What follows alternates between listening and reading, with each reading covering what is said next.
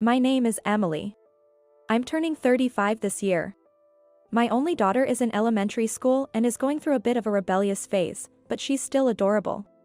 My husband, Jason, and I have been married for over 10 years, and we get along well. However, the problem lies with his family. My husband has an older brother.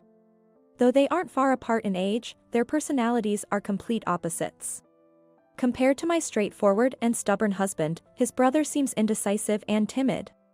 But, his brother has always done well academically, graduating from a prestigious university and working for a well-known company.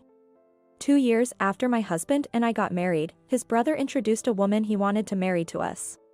She was flashy and, to put it bluntly, not very bright. Everyone thought she might be deceiving him, but he seemed happy to be with her. Thinking this was probably his only chance to marry. Given his shy nature, the parents reluctantly agreed to their marriage. Needless to say, this sister-in-law turned out to be a snake. 5 years ago, when my mother-in-law hurt her leg, we built a 2-family house and have been living there since. My mother-in-law often comes to me with her problems. My relationship with my mother-in-law is good. My daughter is attached to her, and despite her injured leg, she can manage her daily life quite well. So sometimes she looks after my daughter when I have errands to run. One day, when I went to share some fruit I got from my parents with my mother-in-law, an unbelievable incident occurred. As she answered a phone call, I could see her face becoming confused. I tilted my head, trying to gauge the situation, and what I heard was a loud voice on the other end of the phone. It sounded like a woman's voice, but I couldn't make out what was being said. My mother-in-law seemed to be listening to a one-sided conversation before hanging up. Putting down the receiver, she approached me with a troubled look. When I asked her what happened, she hesitated before speaking. "It was a call from Jennifer," she said. Jennifer was my brother-in-law's wife. Just hearing this name made me suspect it wasn't good news. Sure enough, she wanted to manage the in-laws' assets. My mother-in-law was confused about what she meant by managing their assets. Moreover, Jennifer said she'd come over the weekend to talk about it and hung up abruptly. Reluctantly, we discussed it with my father-in-law and my husband when they came home. My normally gentle father-in-law was furious when he heard about it. He tried calling my brother-in-law, but couldn't reach him, which made him even angrier. My husband was upset too, but was more focused on calming down his father. We couldn't get in touch with my brother-in-law for the rest of the week, and the dreaded weekend arrived. In the morning, we saw my brother-in-law just parking his car outside. We quickly went to my in-laws. My brother-in-law's family entered the living room without proper greetings. They had 2 elementary school-aged boys who were poorly disciplined. Immediately after entering the living room, they started annoying my mother-in-law by demanding fruit juice and snacks. Their mother just laughed, saying they were energetic and good kids. When my father-in-law finally lost his patience and scolded them, they became quiet. Up until that point, my brother-in-law was like a ghost, as if he wasn't even there. That was what happened all the time. He never disciplined his children or addressed his wife's behavior. We sat down at the table, ready to hear what my brother-in-law had to say. But it was his wife, Jennifer, who started talking. She rambled on, so it was hard to understand what she was trying to say. Basically, she was asking to let her manage all of the in-laws' finances. My in-laws were still quite healthy, so it was baffling why she suddenly started saying such a thing. My husband, curious, asked his brother to clarify, but before he could speak, Jennifer cut him off and started explaining. She mentioned a friend whose in-laws had suddenly passed away in an accident, and soon after the funeral, it was discovered that they had debts. She heard from her friend that it was a difficult situation. She was claiming that the same could happen to us and that she should manage the finances just in case. My father-in-law was the first to shout in anger. "Are you trying to say we're in debt?" Even I flinched at his words, but Jennifer was totally unfazed. "Well, that too, but if something happens, we're the ones who will be in trouble. As the wife of your elder son, I should manage everything. So there won't be any issue when it comes to dividing the assets, right?" I was almost impressed by her audacity to say such a thing. However, of course, my father-in-law wouldn't have it. After a moment of difficulty, he sighed and looked at Jennifer. He then told her that he would stop sending money for the children's birthdays and Christmas, which he had always done. My brother-in-law's family lived about 2 hours away by car and rarely visited. Apparently, my in-laws tried to treat my daughter and their grandchildren equally by sending them money so they could buy whatever they liked. Hearing this, Jennifer became enraged. If that's what you want, fine. But I won't take care of you and your wife ever again. We were all dumbfounded.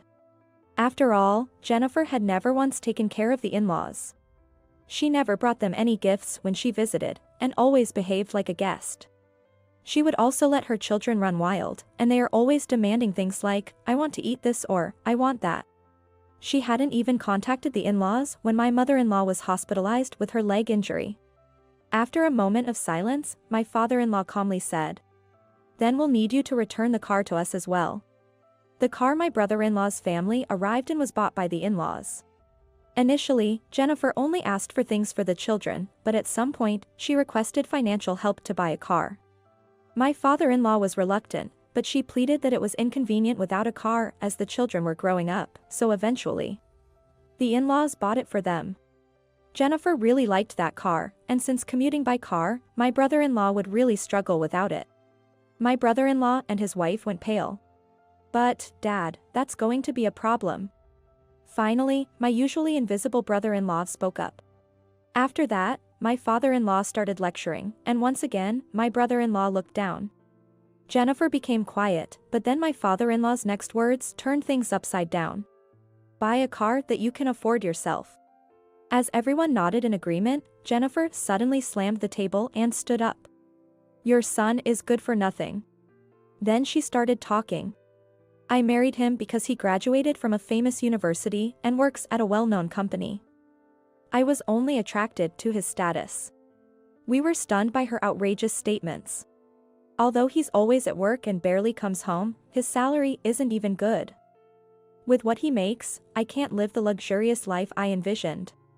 I was hearing this for the first time, and even my husband looked shocked. After that, Jennifer continued to complain about my brother-in-law.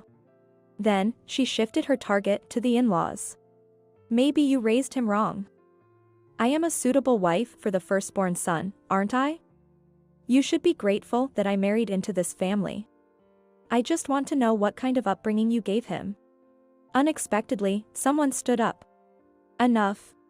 It was my brother-in-law. "Don't talk about my parents like that." Everyone looked at him in surprise.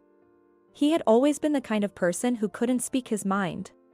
He was grateful to his parents for supporting him through college. He wanted to reassure his parents who had been concerned, especially when his younger brother got married before him. "I knew you were only attracted to my status. I hoped that might change if I did my best to meet your expectations. All that was in vain. But I didn't want to worry Mom and Dad." My brother-in-law spoke with a hint of sadness. "When Mom hurt her leg, I asked you many times to let me visit her, but you refused, saying it was a waste of travel expenses. When the idea of building a two-family house came up, I was keen to live with Mom and Dad to support, as I am the firstborn son. But you wouldn't hear of it. In the end, we had to leave everything to Jason and Emily, which made me feel guilty." Hearing this, my mother-in-law became tearful. But Jennifer wouldn't stop. "Then why did you even come here today?" Frustrated with Jennifer, I just observed without interfering. My brother-in-law sighed and calmly began. "Jennifer, I want a divorce." The next moment, a sharp sound echoed. Jennifer slapped my brother-in-law in the face. "What are you talking about?" My husband, who had been silent until then, finally intervened. My brother-in-law said he was tired of his earnings being squandered. Then, Jennifer's lifestyle came to light.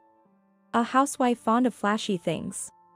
She would buy designer items, frequent spas, and brag about all that when she went out for lavish lunch with friends. It seemed to be her hobby. To spend more on herself than on her children. There's never enough money for that kind of lifestyle. My brother-in-law's anger exploded. He then laid out the photos he took out from his bag, confronting her. "How do you explain this?" Jennifer's face stiffened. They were evidence of her having affairs. Having affairs, spending the money I earned, and now trying to get your hands on my parents' assets. He came to discuss divorce on that day. He thought discussing it in front of everyone would prevent her from manipulating the situation. Jennifer started apologizing profusely. My brother-in-law's decision seemed final, with all the evidence against her. "Emily, say something." Suddenly, she grabbed my arm. "You've had an affair or two, haven't you, Emily?" I was about to retort, but my husband was quicker. "Don't ever disrespect my wife." Scolded by my husband, Jennifer sat down. Finally, I spoke up. "Is it normal to have affairs with the money your husband earns? Are you insane? What's with this being the firstborn son's wife? Have you ever contributed anything to your family?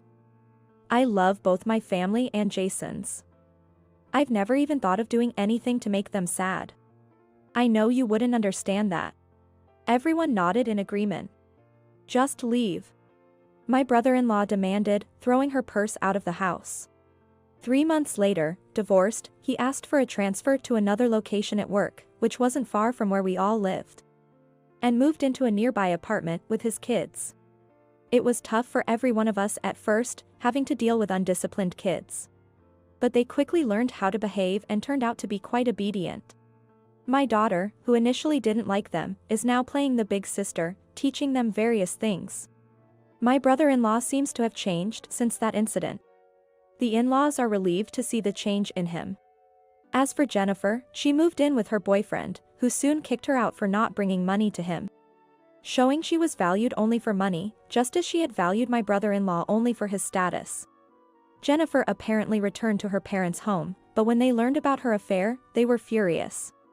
Under their strict supervision, she's now working multiple part-time jobs in her hometown to pay back the money she spent on herself over the years. According to my brother-in-law, the payments are being made regularly. He says that Jennifer often contacts him asking to see the children. However, the kids consistently say they don't want to see their mom. Given her preoccupation with her boyfriend and neglect of the children, it's no surprise they feel that way. As for me, I fell for my husband all over again after the way he stood up for me and what he said to Jennifer that day. Having my brother-in-law's kids around all the time is like having sons, which is fun. I love my daughter, but I often wondered if having a son would be more fun. And guess what? I'm expecting a baby boy this summer. Despite the turmoil caused by Jennifer, I feel quite satisfied with how everything turned out. The in-laws are still very much active, and we're all happy to be in a big, happy family.